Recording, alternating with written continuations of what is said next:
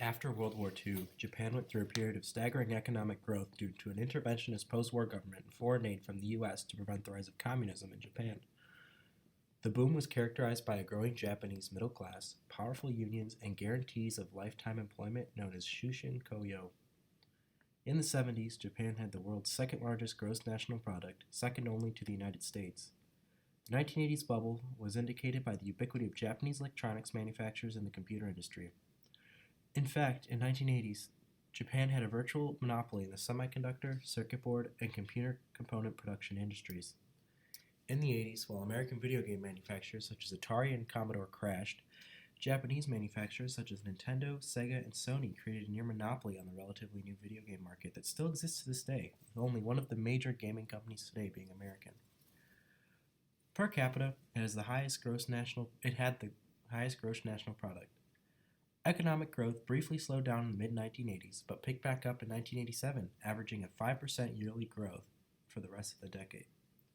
The late 80s boom was different from other booms, however, as the expansion was caused mainly by domestic demand, which caused the structure of the economy to change from its previous dependence on exports. The economic miracle caused many people to become extremely optimistic about the economy, known in economist terms as euphoria, which caused a trend of massive amounts of investing in Japanese companies.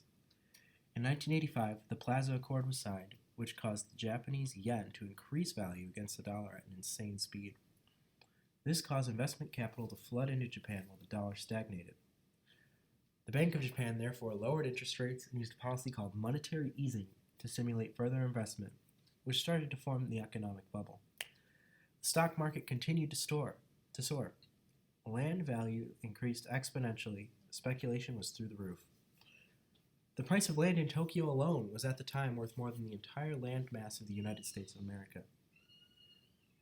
Banks, wanting to get more money, began lending to landowners at a higher rate in anticipation of the land increasing in value.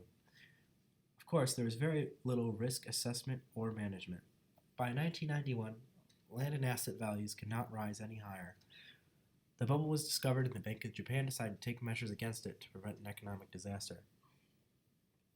The bank decided to tighten their monetary policies, increasing interest rates. The bubble collapsed.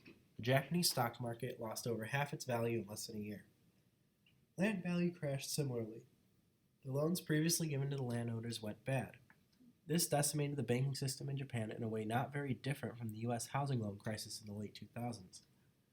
This crash created widespread doubts and panic about the Japanese economy, reducing investment. Everyone wanted to get out of the Japanese market, and many businesses went bankrupt.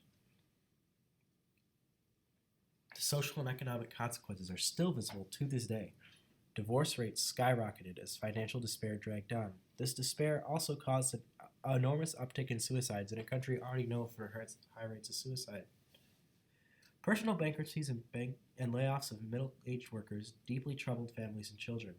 It's also been suggested that the lost decade had a role in Japan's aging workforce, as the lost decade gave few opportunities for younger Japanese workers to start a family.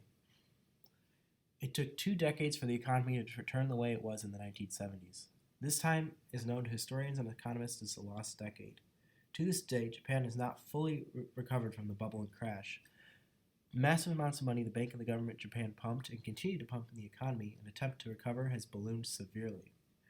As of 2009, Japan's national debt was 180% of their annual gross domestic product. By 2013, it was 200%, and by 2015, it soared to 233%. It has gone down about 20% since 2017.